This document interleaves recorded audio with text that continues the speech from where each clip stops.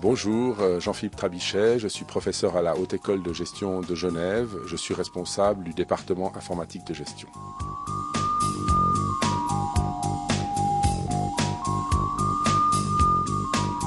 Oui, c'est vrai qu'à l'ère du Web 2, de la communication coopérative, la communication des entreprises a fondamentalement changé. Elles doivent modifier ou ajouter à la communication institutionnelle qu'elles avaient jusqu'à présent la communication participative avec leurs clients, avec leurs partenaires. Et le message doit être un petit peu différent.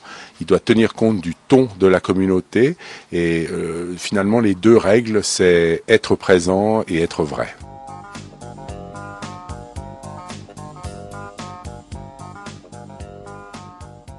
Alors, la réputation ou la irréputation d'une entreprise est constituée en fait de son image sur le monde numérique, sur l'internet, et il faut suivre, il faut surveiller et modifier et améliorer cette image. Donc, ça nécessite un important travail de veille. Qu'est-ce que ça signifie? Ça signifie d'être au courant de tout ce qui se passe sur l'internet, sachant que bien sûr les entreprises vont publier des informations officielles sur internet par leur site internet par exemple, et qu'ensuite ces informations vont être complétées par des informations officieuses que leurs employés vont publier, par exemple dans leur blog personnel ou dans leur Facebook. Et également, il y a des informations qui vont être publiées par les partenaires et par les clients. Et donc, la maîtrise de la e-réputation, c'est la science qui va permettre de suivre et de garantir que l'image de l'entreprise sur le web est bien celle que l'on veut transmettre.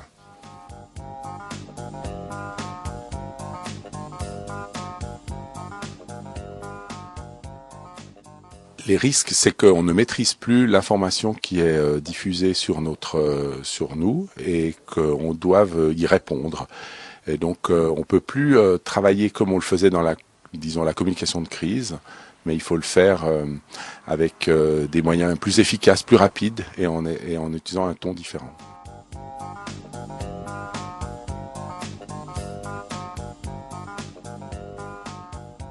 Alors pour les DRH, utiliser les réseaux sociaux amène quand même une possibilité supplémentaire d'abord d'informer sur les postes, sur l'entreprise, sur les besoins en ressources humaines.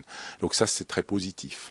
Ensuite, à contrario ou à complément, si vous voulez, les DRH peuvent utiliser les réseaux sociaux pour rechercher des profils qui les intéressent plus spécifiquement. Une des difficultés qu'il y a, et c'est une des problématiques, je dirais, que les DRH doivent gérer au niveau de l'éthique, c'est qu'il faut différencier les réseaux sociaux spécifiques pour les relations professionnelles, c'est-à-dire des réseaux qui sont orientés autour des compétences, autour des carrières des gens.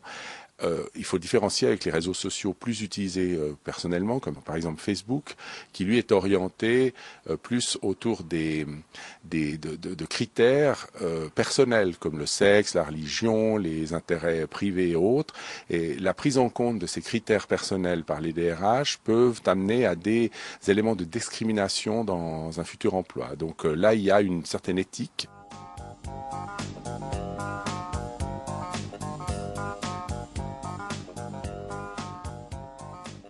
L'utilisation des réseaux sociaux par les DRH, me baserai sur deux enquêtes qui ont été publiées récemment. D'abord une de Pôle emploi en France qui montre que finalement l'utilisation des réseaux sociaux vient bien après encore l'utilisation des moyens traditionnels comme la presse, comme le site web de l'entreprise, comme les journaux spécialisés et autres. Et puis une autre enquête qui a été menée par mes deux collègues Magali Dubosson et Sabine Emal à la HEG et qui montre que les DRH romans et genevois utilisent à 20%, sont 20% à utiliser les réseaux sociaux dans leur travail de tous les jours. Donc il y a une forte progression d'utilisation. Tous les mois, il y a plus de gens qui s'y mettent, mais aujourd'hui, c'est encore marginal.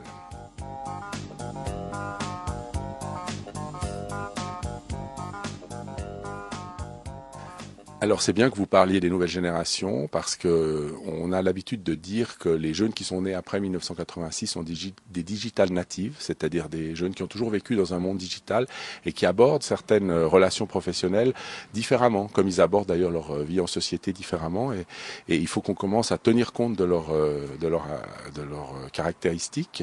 Par exemple, ils ont beaucoup de difficultés à anticiper, mais ils sont capables de réagir très vite. Ils sont multitâches et puis ils savent utiliser utiliser la communauté pour conserver des informations, pour échanger, pour réseauter. Et ces jeunes arrivent aujourd'hui sur le marché de l'emploi et naturellement nos directions de ressources humaines doivent en tenir compte et puis doivent commencer à moduler avec.